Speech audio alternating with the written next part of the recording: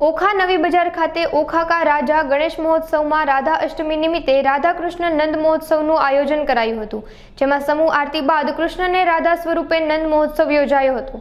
તેમજ મહિલાઓએ ગોપી અને યુવાનોએ ગોવાળિયાના વેશ ધારણ કર્યા હતા. અહીં મટકી ફોડનું આયોજન પણ કરવામાં આવ્યું હતું, જેમાં બાળકો, યુવાનો, વડીલો તથા મહિલાઓ ઉપસ્થિત રહ્યા હતા.